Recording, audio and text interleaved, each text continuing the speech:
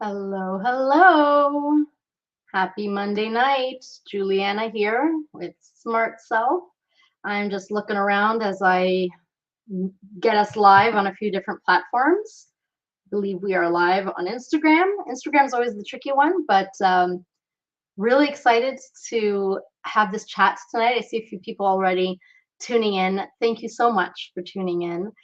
We're going to have a really, really interesting conversation with a friend and author.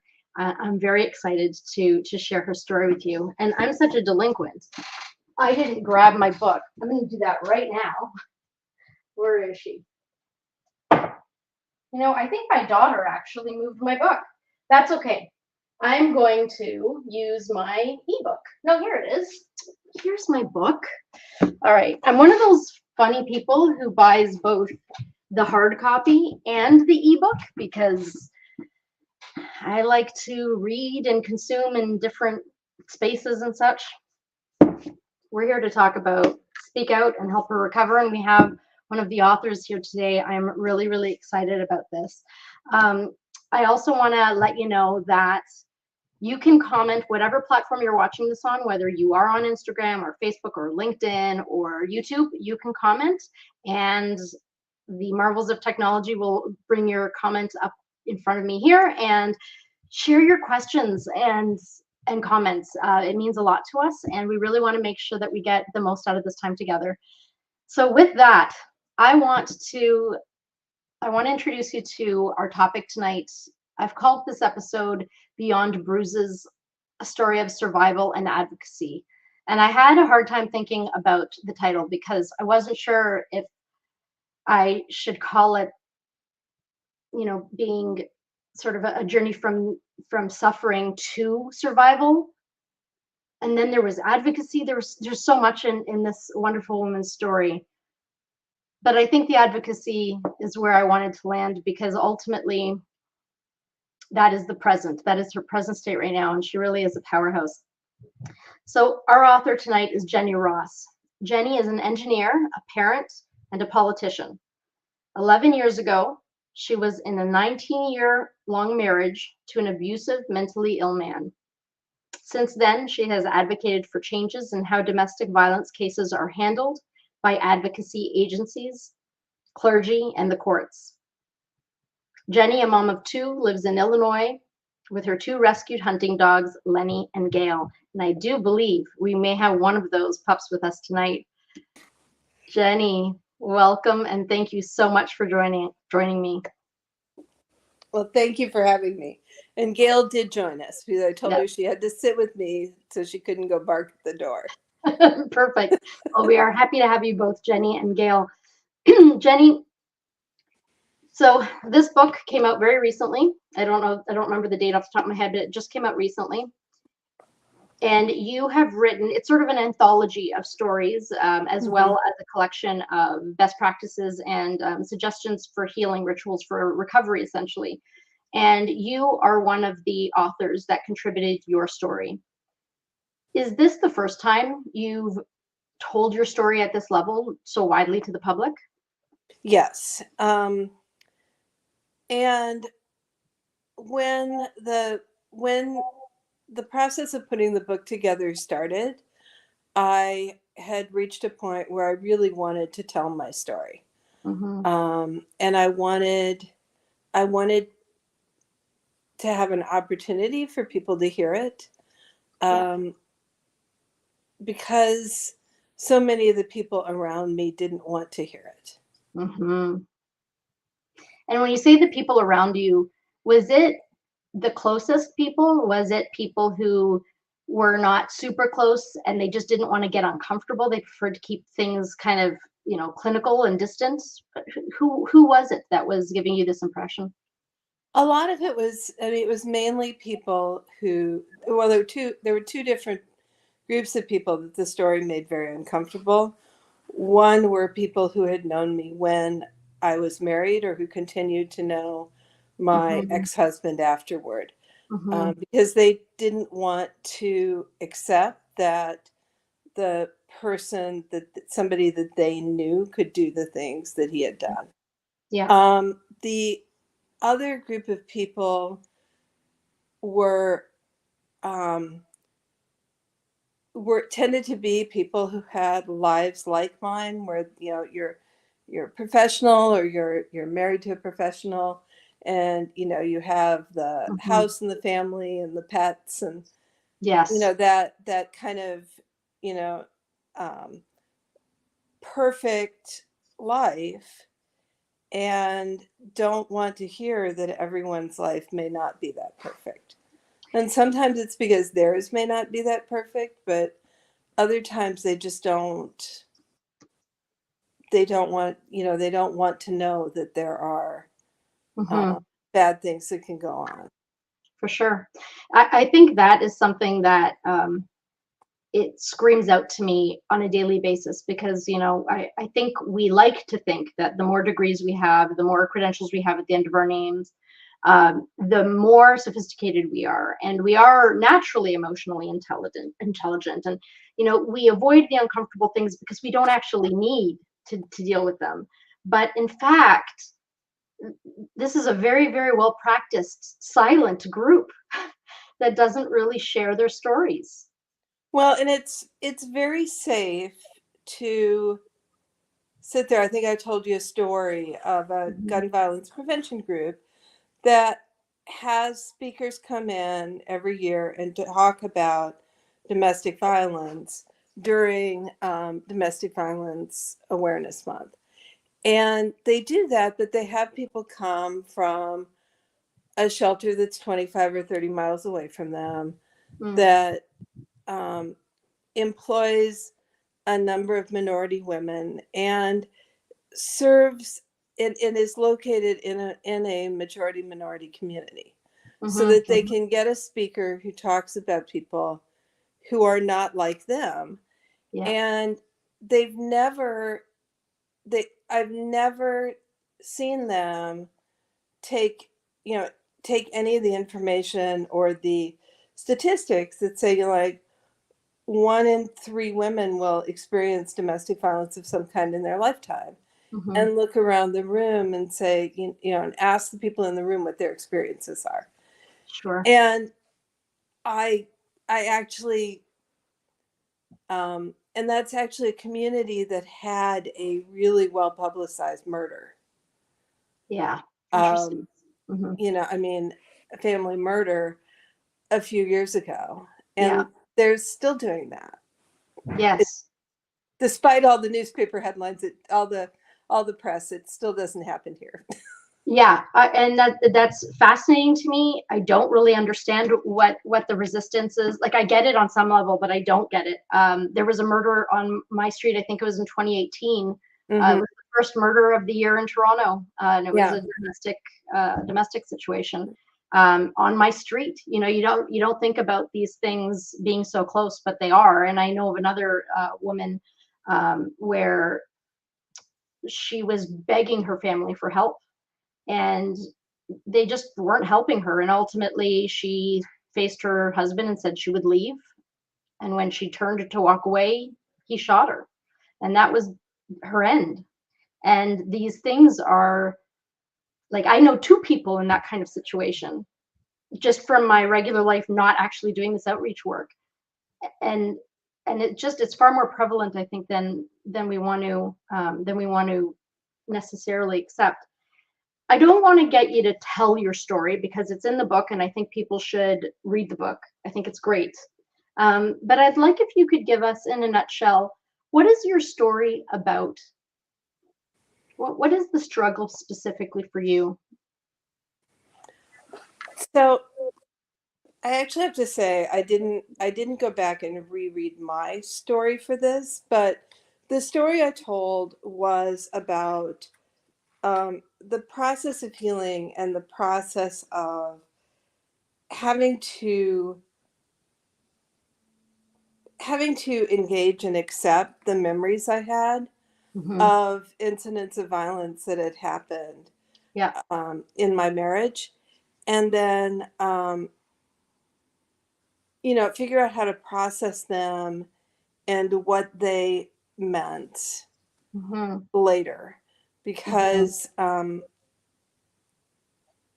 I reached a point where I mean, and this was a number of years after I had gotten divorced, and I was having trouble driving myself at Hmm. night Yeah.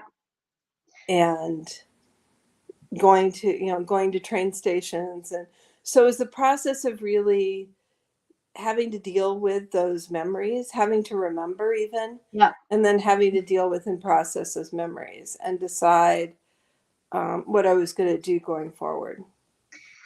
That's something that I find really interesting about your story because I think, well, you begin your story.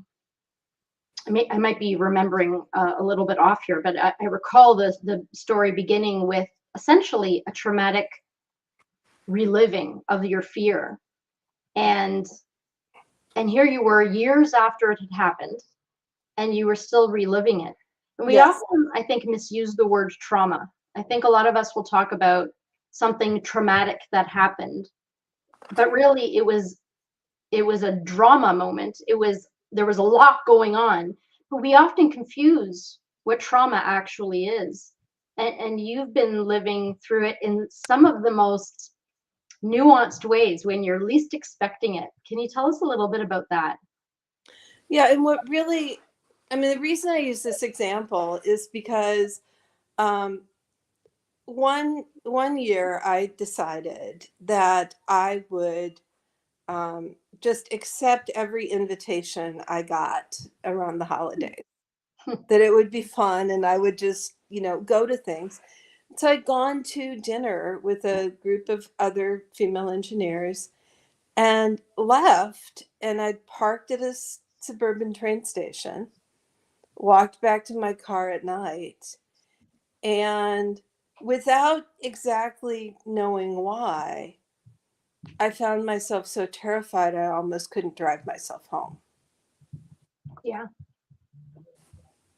And so that's also really interesting to me because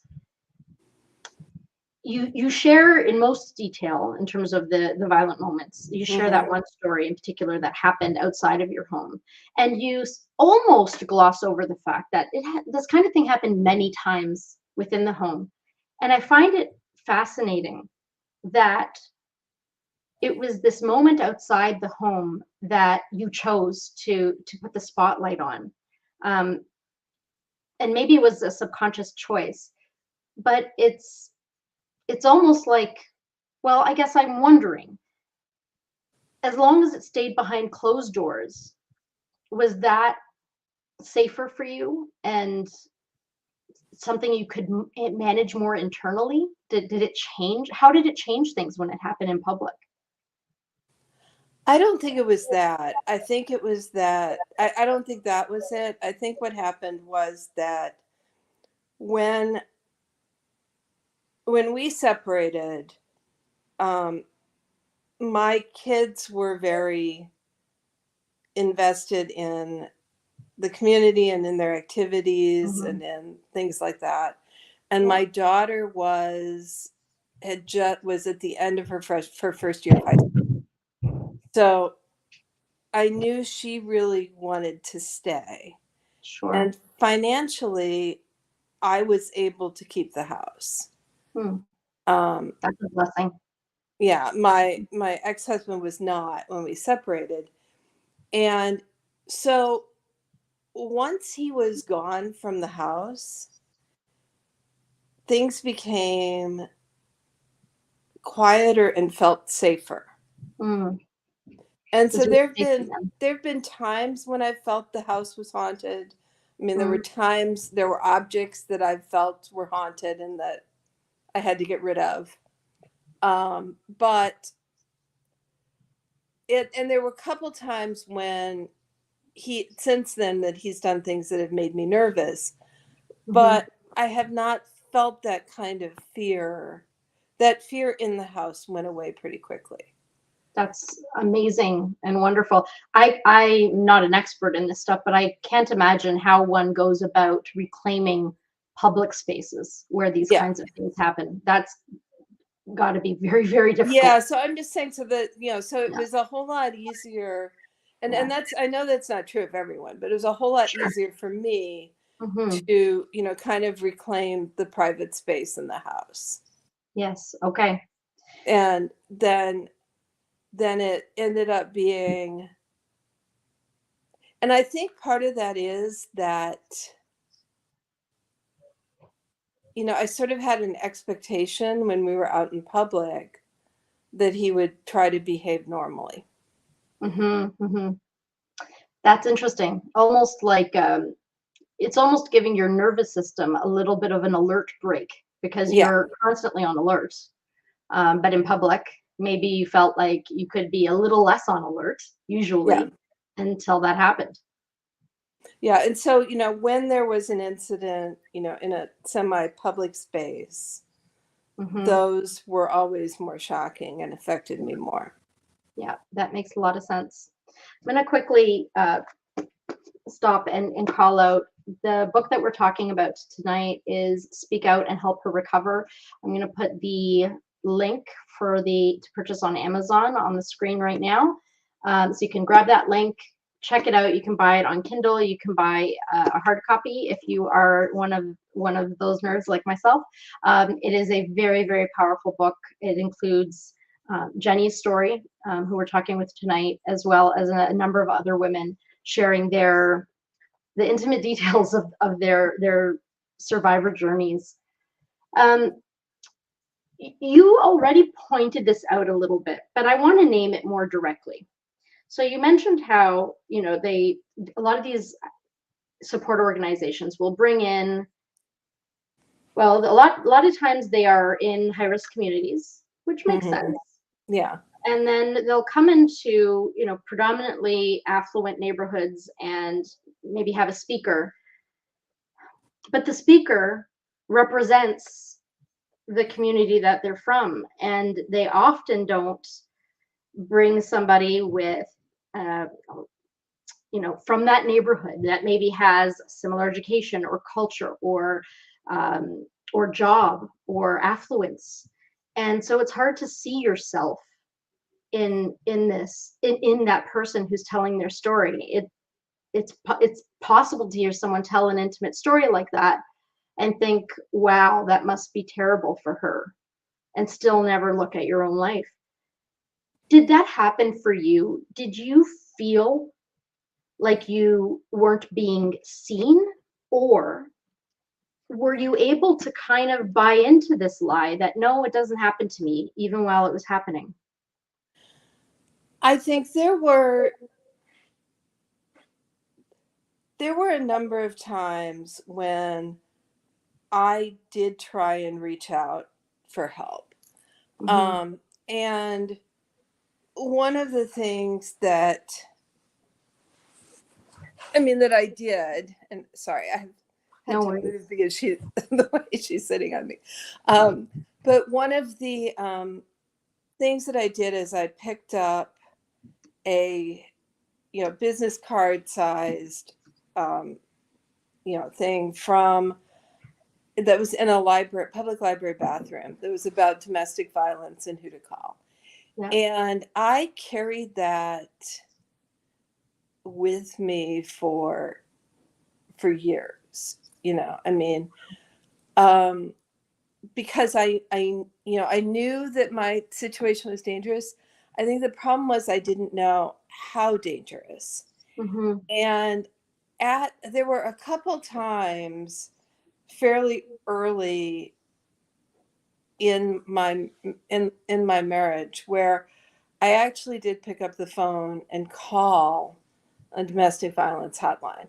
Hmm. And at that time, and this is about 25 years ago, but at that time I was I got a couple different responses. One was that at one call I wasn't looking to leave, but I was looking for help. And they basically told me that if I had the money to pay for counseling services on my own, that they Hmm. wouldn't provide them. If I had my own health insurance, that I wasn't eligible for their program. Um, and which wasn't helpful because my ex-husband went through all the bills and would have known. So, Yeah, and would have known about the money. So, I mean, for sure. that was really not helpful. And then I also had someone who, talked to someone who thought my situation was dangerous, but the only option she could provide to me was to flee and leave everything behind. And when you Mm-hmm. have kids and you have a Yeah, professional job, and was living in a house I had put up the down payment for, yeah, that just was not that that never seemed like the right answer. Now, one of the things that I know in retrospect that I never was told, and if I had, I probably would have responded differently, is that no one ever told me about the risk assessments or had me go through one. yes, So I never realized how much like real danger I was in, or how potentially deadly the situation I was living in was. And had I known that, I think I would have done some things differently. So in reality, I ended up being very lucky. yes, But it's and I came to think after we separated, and I really came to and when after years after we separated, my ex-husband reached out to me again, and he started doing really concerning things, mm-hmm. because he was mentally unstable again. And at that point, I started realizing that this was a system that failed me because it worked exactly like it was designed to. And that it was designed to fail Yeah, someone like me. yes, um, so that's why reading the book No Visible Bruises when it came out was such a revelation to me, because here was somebody writing a book that said there were other alternatives. yes. And that's why seeing some organizations develop in my area who have treated this issue differently was so powerful. Yeah. So there are two things that you talked about there. I'm going to write them down so I don't forget. I don't want to forget the second one. So the first one that I want to pick up on is the risk assessment. It's awkward sometimes for me to ask questions about what would you do differently, what could you have done, was there any way you could have prepared yourself, because I'm not trying to blame the victim, and at the same time I do want us to live and learn, and is there anything, and sometimes there's not, a lot of times there's not, but you mentioned those risk assessments, and I think that's the first time in probably 6 months that I've talked to somebody in your shoes that has actually been able to name something that would have been helpful, and really helpful. It would Yeah. have helped identify for you the level of risk that you were actually exposed to, and that it wasn't about you being like something you were doing wrong. It really was about access to information. Um, so I Well, don't know. because it becomes, I mean, whatever life you're living at the time feels normal, Yes, yes, because that is yes. your norm. Uh-huh. And so you can find a domestic violence risk assessment online. There are phone apps. There's, Yes. different agencies that distribute them. And, you go through and you identify the behavior and the environment you're in. And it tells you, how dangerous that situation is. Hmm. Yeah, it's fascinating. I'm glad that you pointed that out, because that's an easy Google search for a lot of people to look for a risk Hmm. assessment to get an idea of where they're at. And that point that you made, that whatever you're living in feels normal, very much resonates with me. I had a grandfather who was an alcoholic, and when he was drunk, he would get violent at times, and um, he would chase my grandmother and not catch her. I know he could have caught her if he Mm-hmm. wanted to, but as a child, I used to get irritated that he was chasing her again and I couldn't hear the television. So I would just be cranking up the volume. And it didn't even occur to me. Again, I was under 10. I was maybe five, Yeah. 6 years old. But it didn't occur to me at all that I should be running out of the house to seek help or crying in a corner. I thought it was normal. Mm-hmm. And you don't know what that's doing to you until later on when it's Yeah. not so normal, right? It starts to catch up with you. The second thing that you brought up that I wanted to talk about is systems. And you made a very poignant point there that the system failed you because it performed exactly as it was designed to. And you are an engineer, and process is going to mean more to you than it does to a lot of people, because engineers, my husband's an engineer, Yeah. and engineers, um, you're constantly thinking of the next eventuality, what could happen, and you're preparing for it. And I think a lot of bureaucratic systems, unfortunately, are optimized for maybe the most mainstream scenario, and that Well, doesn't necessarily catch everyone. no, it doesn't. And a lot of the current systems that we have that address domestic violence were originated in the 1970s. Some of them started before then, but really took hold in the 1970s.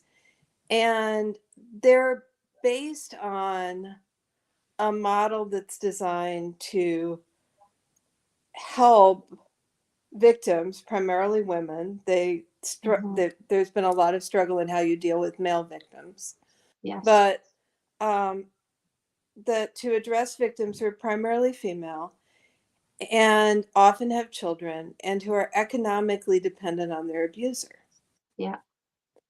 And that is not, first of all, it's not a model that's been fully effective in protecting victims, because it's very, very common to hear about or know someone who was a victim of domestic violence, did everything right. And I've heard people who are Mhm. involved in shelters and things like Yeah. response agencies say this.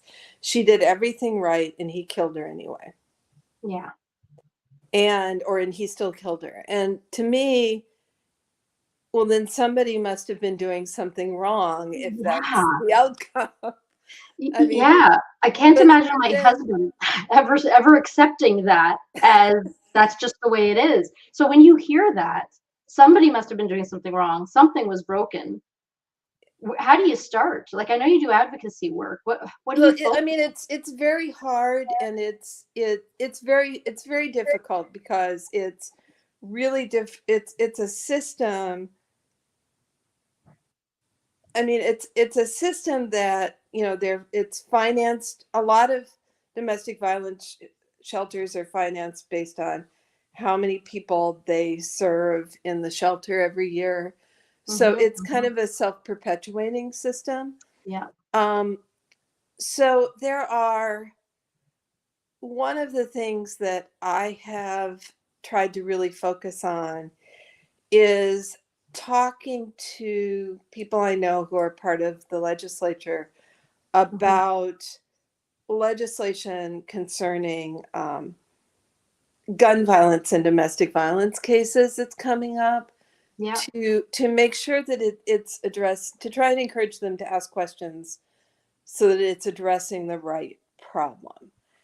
And there's a bill right now in Illinois that's been introduced that a woman had gone to court to get a restraining order against her husband, that did not require him to surrender. I don't know if it required, actually, I don't know if it required him to surrender his weapons or not.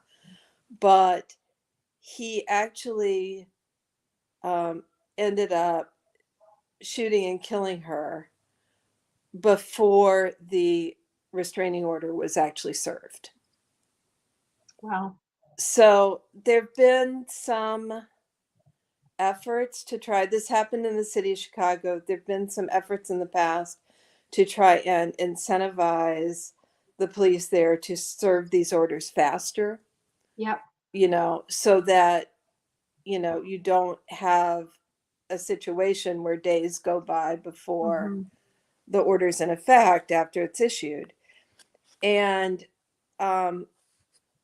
but the current legislation, but the initial legislation was just focusing on including weapon seizure as part of serving these orders. Yeah. Which wouldn't actually help someone who's killed before the order is actually served. Yeah. Yeah. So, and that is a completely a procedural systemic problem. it That absolutely can work is. No, out, right? it absolutely Yeah. is. And Yeah. when but you have to, I've been going and, like one at a time talking to Mm-hmm. individual legislators or members of their staff. Yeah. And I have spent years getting to know them and helping Mm-hmm. elect people who would listen, Yes. on issues like this and other issues, to try and say, yes, it's good that these people shouldn't have guns, but you need to make sure that this is done in a way that actually will work. Yeah. And addresses the root cause of the problem. And it's slow because Mm-hmm. everybody wants to vote for a law or support a law with, unless they, I don't want to say everyone does, because you get into gun control discussions in the US and you get a whole different set of discussions. Complicated. But I mean, if you put a murdered woman's name on a piece of legislation, people really want to get behind it. Mm-hmm. Mm-hmm. But that doesn't mean that piece of legislation was necessarily well written or written by somebody who understands how the system in fact works. Yeah, that is a huge problem, and I know that it's a big problem in the U.S. with riders and such. But in the Canadian system too, like I'm just constant. I work in communications predominantly, and I'm constantly attuned to the propaganda. And I think that we're so well versed in these tactics that we don't even necessarily realize when we're part of the propaganda. Yeah.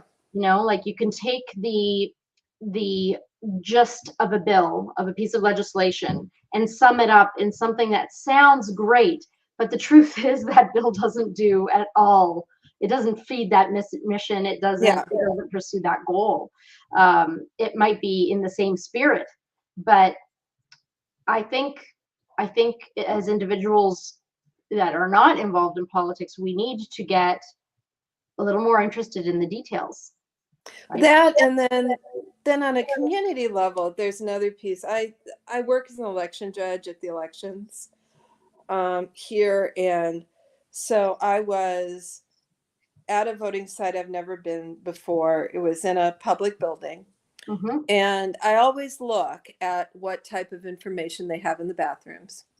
And so they had information about a center for childhood victims, children who are victims of sexual assault.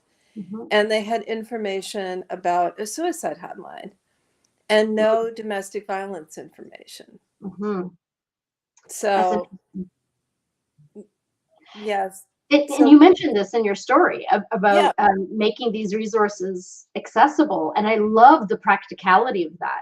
These pamphlets should be available in public washrooms everywhere.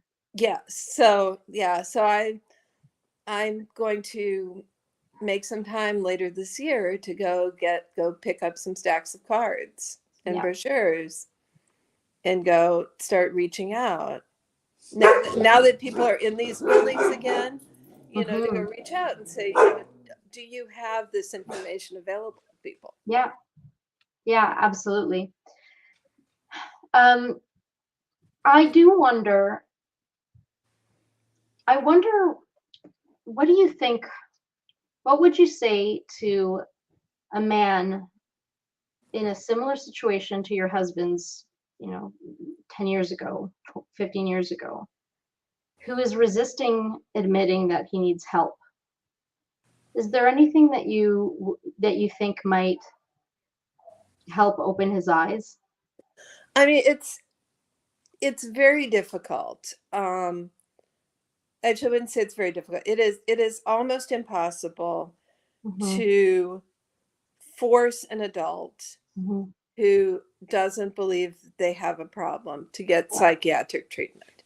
yeah. Um, and there are good reasons for that, but Mhm, normally the way it works is that they either have to um, they either have to end up with some other medical problem where it becomes evident during mm, treatment, or they have to have an interaction with law enforcement that mhm. forces them into treatment Yeah. if they're unwilling.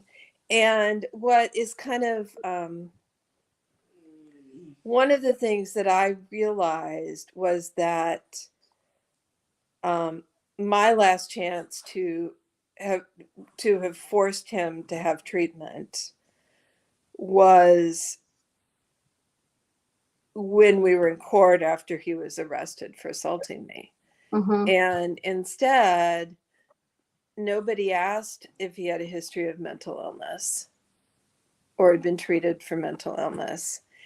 And he was allowed to plea down to lesser charges, and a psychiatric evaluation was not included in the terms of that plea. yeah. And I have talked to um, people who work, candidates for state's attorney, and people who work Mhm, in the state's attorney's offices, and about that, and about the fact that there are some ways that small changes in their procedures mhm. could really make a difference in some of these cases. Yeah, absolutely. I taught anger management classes for about 10 years for court mandated individuals, not Mhm. violent offenders. These are Yeah. folks who sort of, had their first brush with the law, and this was sort of a preventative measure that helped the court feel comfortable being lenient. Hmm. And the reason I started teaching them is because I was looking for something meaningful to do. And I went and sat in on a bunch of different courses, and the anger management courses were the worst courses. Yeah. They were painful, slow, boring, and I ended up I took curriculum that was built by somebody who actually is an expert in that work, um, but I delivered it with a spin of there's like you're lucky you're here today. How Hmm. many of you went and told people, "Hey, I'm going to anger management today"? Nobody. Yeah. Why? Like everyone needs this skill. Everyone needs this skill, and there doesn't need to be a stigma.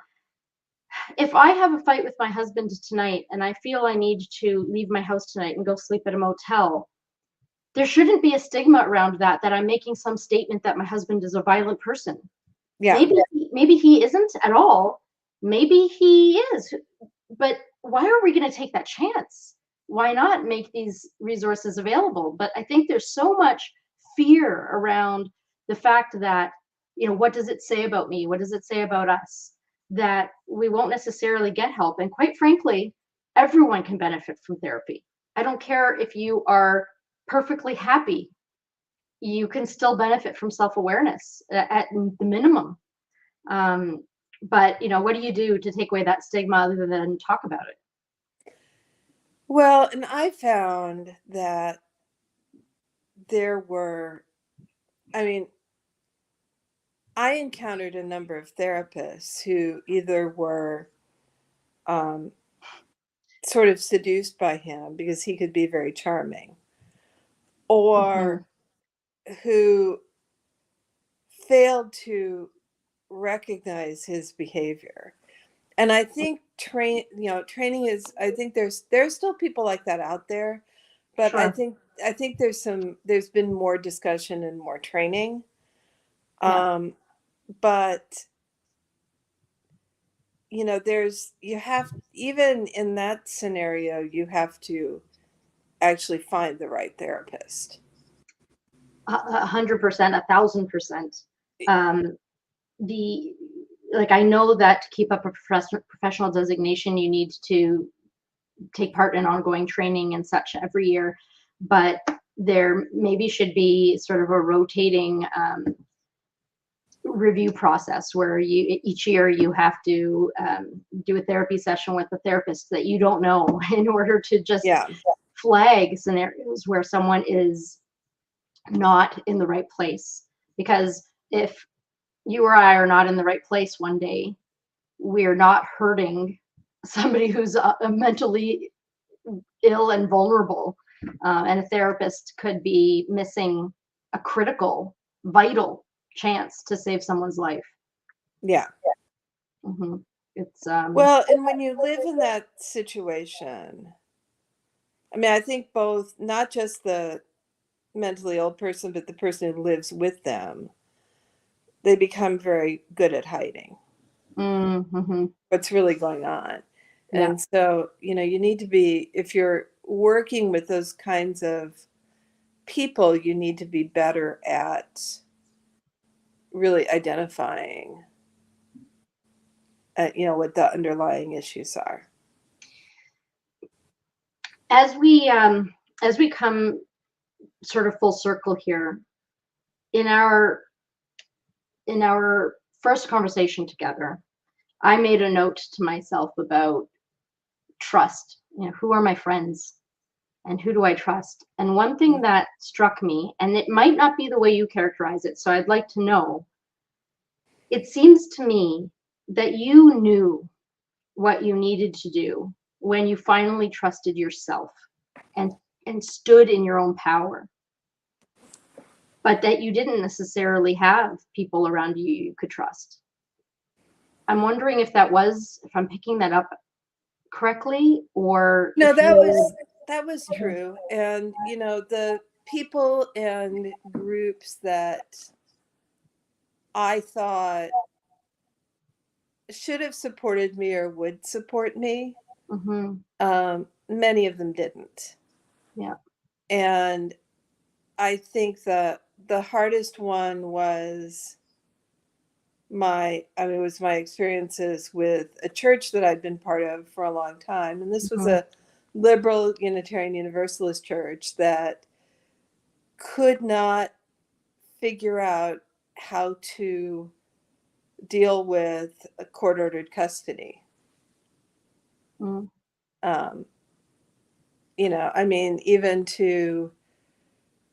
was all kinds of things. It was just, like making sure that I got all the permission slips for my daughter.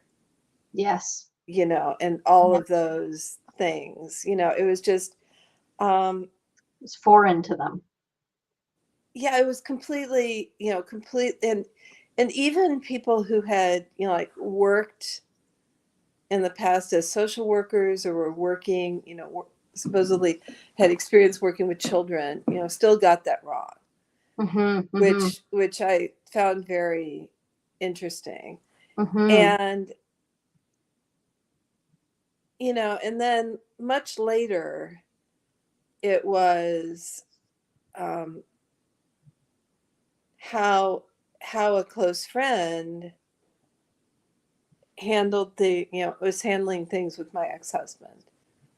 And it was that she thought I was unreasonable and couldn't understand why I had so many concerns about him. Yeah. I've seen this kind of, well, I will go so far as to say I have seen hate from women towards women that are trying to speak up. This wasn't even hate. This was just, an inability to believe that this person she knew could have ever done the things he did, even though he he had exhibited odd and paranoid behavior in front of her. Yeah. Well, and that's the thing. Like I go so far as to say, I've seen that hate, where, one woman is saying, this happened to me, I'm trying to speak out. And another woman is saying, why are you trying to ruin this person's life? I bet it wasn't as bad as you're saying it is. Yeah. And I think we really need to trust each other, right? We got to let Yes. each other have, I'm not one of these people who believes that the truth is completely fluid.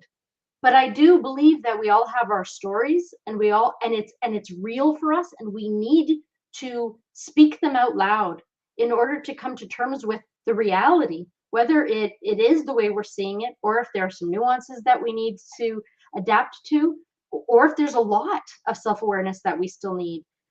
I think this any judgment that shuts down someone speaking their truth essentially means you are shutting down the opportunity to know someone and be there for them the way they need you. I don't know. I find that it is, there's that saying, when someone shows you who they are, believe them, like don't Well, take yeah. them Well, fancy. and that, and the other thing is that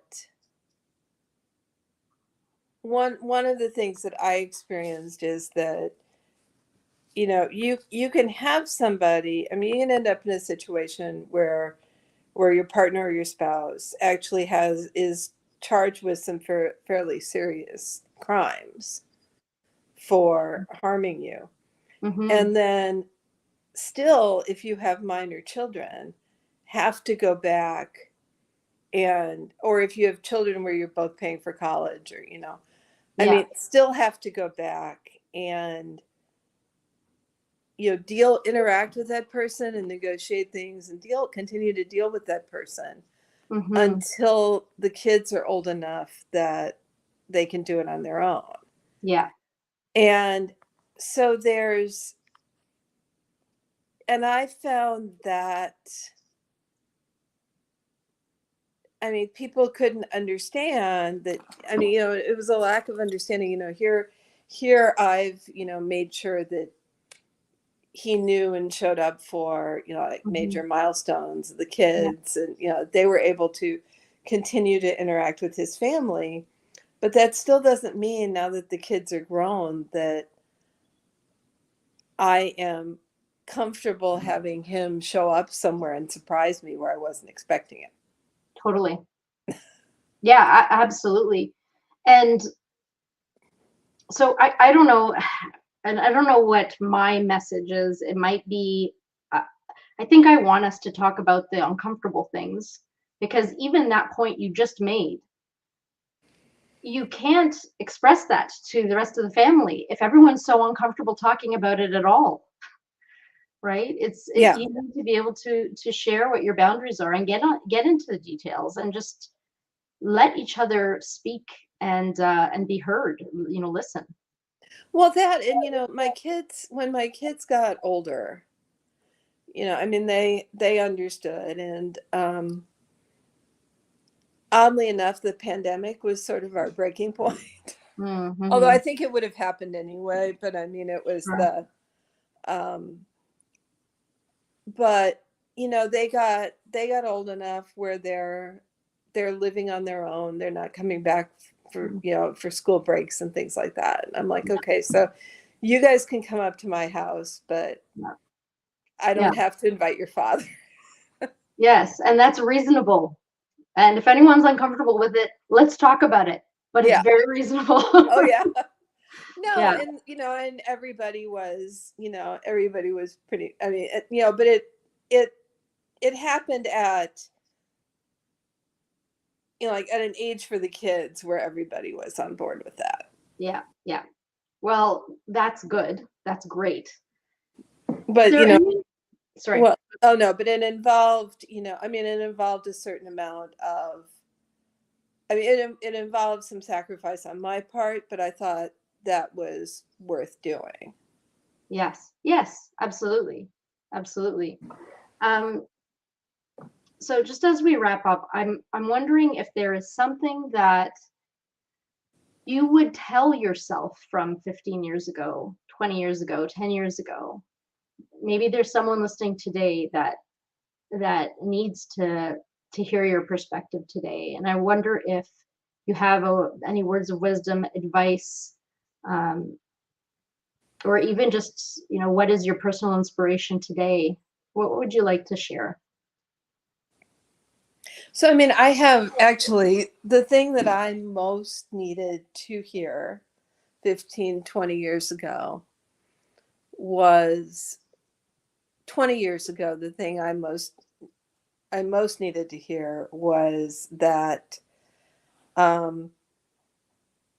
if someone tries to strangle you, then they're going to kill you. Mm.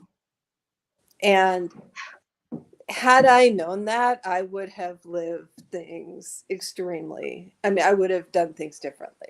Yeah. And that's just a really blunt, very factual thing. Yeah.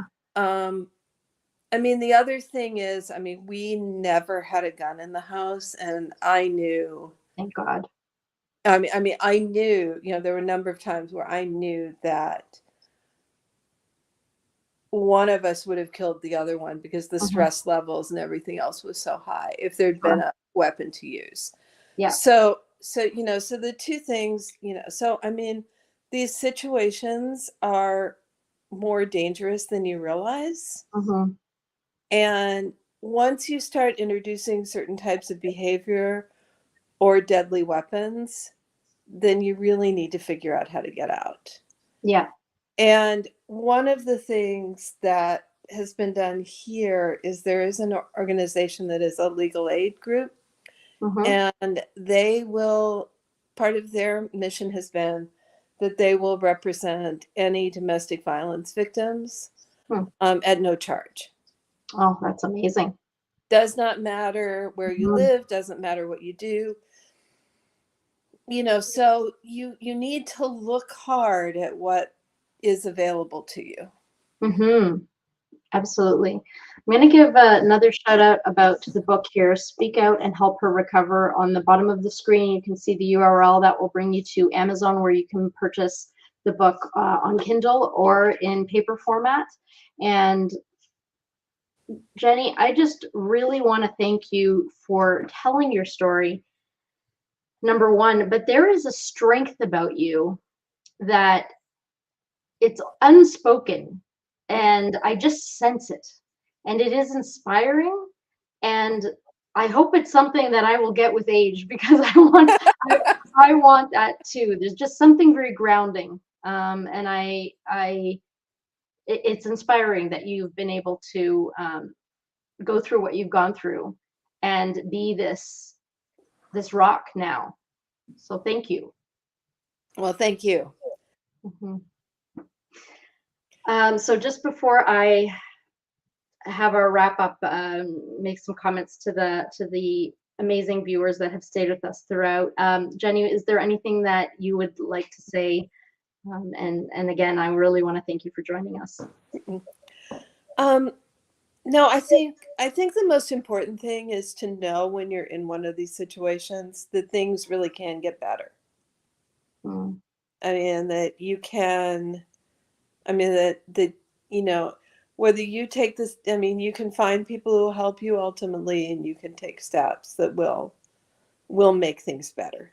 And I think also that I couldn't believe how, when I finally got out of that situation, how much better things immediately became. That is very uplifting, because there's this fear of crossing the chasm. Yeah. Right. Yeah. That is wonderful. I think those two messages, the last one you just shared, that it will get better, but that other one about, if someone will strangle you, they will kill you.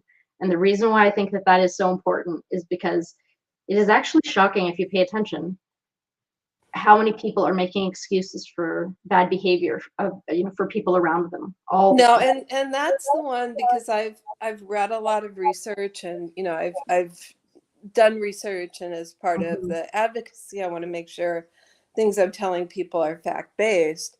Mm-hmm. And that is one of the biggest indicators of that someone will murder their partner. Yeah. And you'd think it might be obvious, but when you're in it, you really do want to believe it's not the truth. It's not Well, the yeah, and I don't think a lot of people know that one action is such a, I mean, is correlation. Mm-hmm. well, is just that it's that tipping point, and once you go past there, there aren't any limits. Yes, that is fascinating. There are definitely some great nuggets here tonight. Jenny, I want you to stay in studio just for a minute or so as I say goodbye to our audience. But again, thank you so much for joining me tonight. Oh, you're welcome. Thank you.